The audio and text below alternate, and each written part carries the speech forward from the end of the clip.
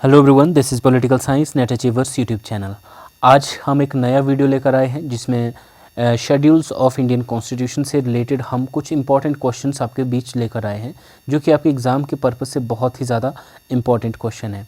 इससे पहले भी हमने इंडियन पॉलिटी के ऊपर बहुत सारे वीडियोज़ हमने अपलोड किए हैं। डिस्क्रिप्शन में कुछ एक वीडियोज़ के लिंक दे दूंगा, आप इनको भी ज़रूर देखिए क्योंकि आपकी हर तरीके के कॉम्पिटिटिव एग्जाम्स में इंडियन पॉलिटी से क्वेश्चन पूछे जाते हैं।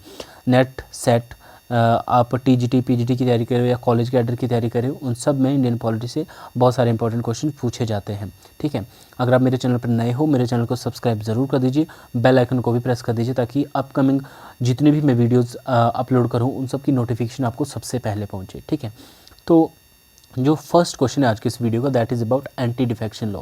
सबसे पहली बात क्या है, देखिए एंटी डिफेक्शन लॉ जो दल बदल संबंधी जो प्रावधान है हमारे संविधान में, वो कहाँ है? हमारे संविधान के 10वीं अनुसूची में है। पहली बात तो ये है, ठीक है। अनुसूचियाँ पूछी जाती हैं कि कौन सी अनुसूची में दल बदल संबंधी प्रावधान है, ठीक है। तो वो है एंटी डिफेक्शन लॉ जो है वो है हमारे 10th शेड्यूल में दिया गया है। और ये कब ऐड किया गया था?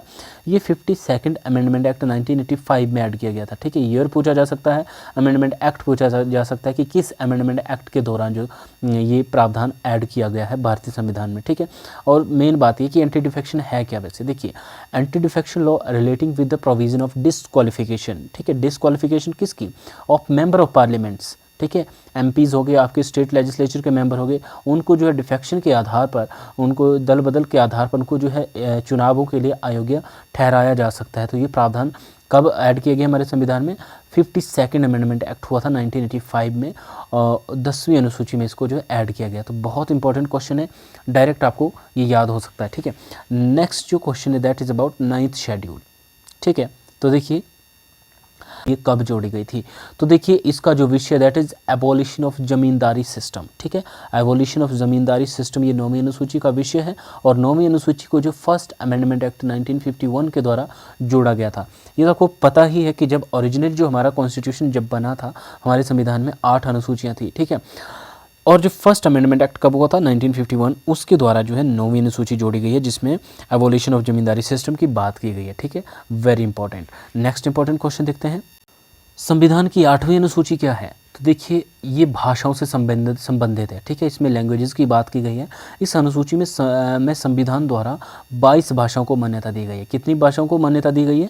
22 भाषाओं को मान्यता दी गई। लेकिन ओरिजिनली अगर हम देखें तो जब संविधान बनकर तैयार हुआ था तो उस वक्त जो है 14 भाषाओं को जो है मान्यता दी गई थी। लेकिन अब ये जो है कुल कितनी है? ये 22 भाषाएँ हैं। ठीक है, और उसमें देखिए कि किस संविधान संशोधन के द्वारा सिंधी भाषा को संविधान की 8वीं अनुसूची में शामिल किया गया था। तो सिंधी भाषा को जो 21st अमेंडमेंट एक्ट 1967 के दौरान जो है इसको जो ऐड किया गया हमारे संविधान की 8वीं अनुसूची में। ठीक है, और कोंकणी, मणिपुरी, नेपाली भाषा, ठीक है, 3 ये कोंकणी, मणिपुरी और नेपाली जो भाषा है इनको जो है अब 8वीं अनुसूची में भी जोड़ा गया था। कब जोड़ा गया था?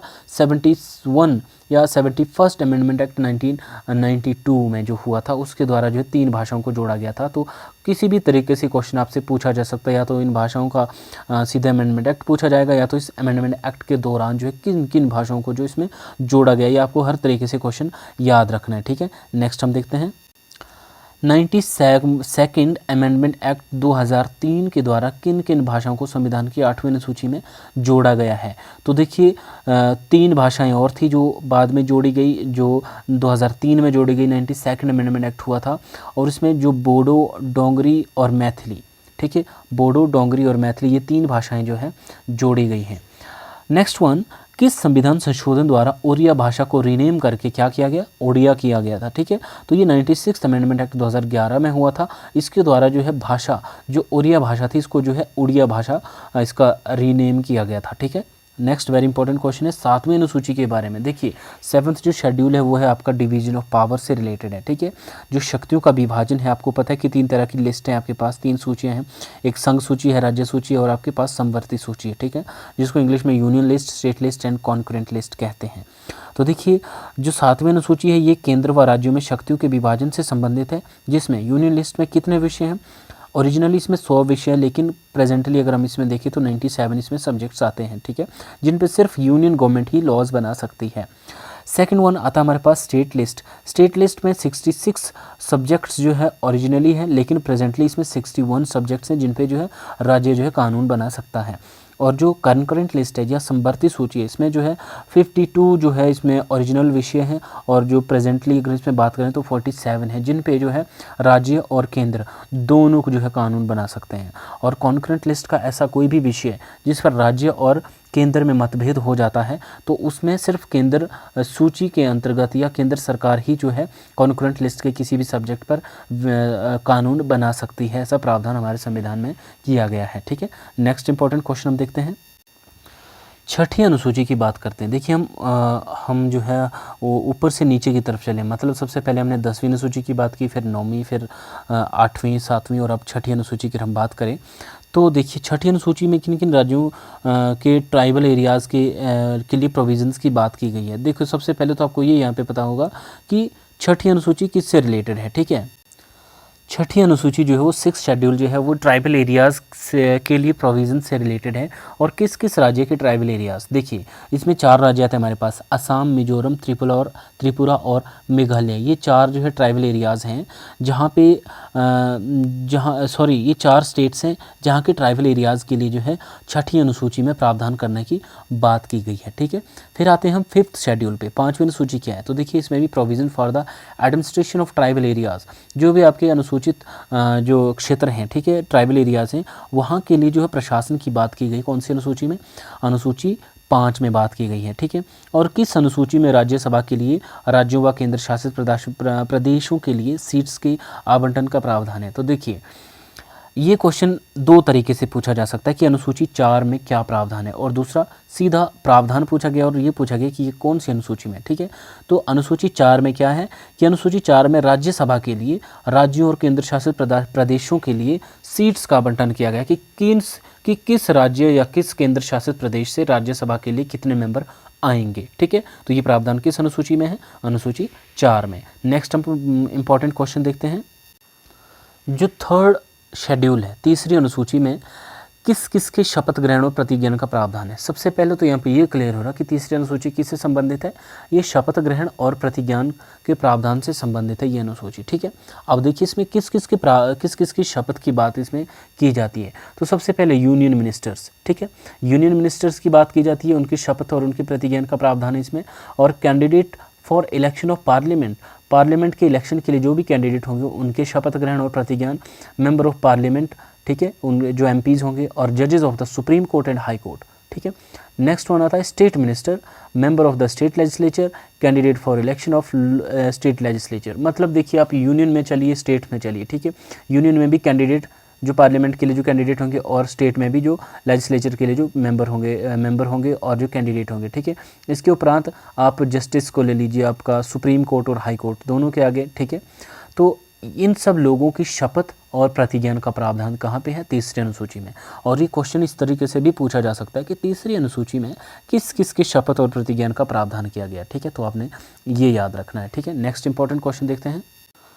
संविधान की दूसरी अनुसूची पे आते हैं हम। ठीक है, अनुसूची में किस किस के वेतन और भत्ते का उपबंध है। तो देखिए दूसरी अनुसूची किससे संबंधित है, ये वेतन और भत्ते से संबंधित है, या वेतन और भत्ते के उपबंध से संबंधित है। और किस किस के, देखिए आप पहले सेंटर में चलिए, प्रेसिडेंट ऑफ इंडिया, ठीक है, फिर उसके बाद speaker and deputy speaker of Lok Sabha and chairman and deputy chairman of Rajya Sabha. ठीक है, उसके बाद आप स्टेट में आइए, गवर्नर ऑफ स्टेट, ठीक है, and speaker and deputy speaker of state legislative assembly, chairman and deputy chairman of state legislative council. ठीक है, एंड अब आप जुडिशरी में जाइए कि जजेस of the supreme court and high court दोनों के। ठीक है, और लास्ट में controller and auditor general CAG जो आपका। ठीक है, इन सब के वेतन और भत्तों का उपबंध कहाँ पे किया गया है, संविधान की दूसरी अनुसूची में है। ठीक है, नेक्स्ट हम देखते हैं।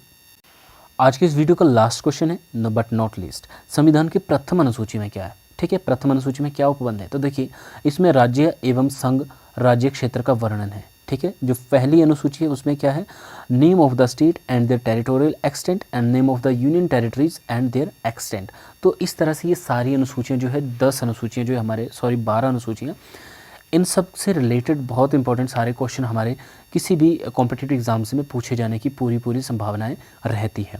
तो आपने अनुसूची वाला जो चैप्टर है उसका जो मैंने डिटेल में भी मैंने इस पे ऊपर वीडियो बनाया, वो मैं एक लिंक आपको डिस्क्रिप्शन में दे दूँगा उस वीडियो का, आप वो भी ज़रूर देखिए और उसके बाद आप ये वाला वीडियो ज़रूर देखिए। एक तरह से आपकी रिवीजन हो जाएगी, बहुत अच्छी वाली रिवीजन हो जाएगी, क्योंकि मैंने क्वेश्चन फॉर्मेट में मैंने ये वीडियो लाया है। और आगे कोशिश करेंगे कि जो भी टॉपिक मैं आपको कराऊँ उसको मैं क्वेश्चन फॉर्मेट में भी एक अलग से वीडियो बना के, इंपॉर्टेंट क्वेश्चन बना के मैं आपको वो वीडियो दूँ या वीडियो बना के आपके सामने लाऊं, ताकि आपको उसको याद करने में कोई प्रॉब्लम ना हो। ठीक है, इजीली आपको याद भी हो जाए, अंडरस्टैंड भी हो जाए।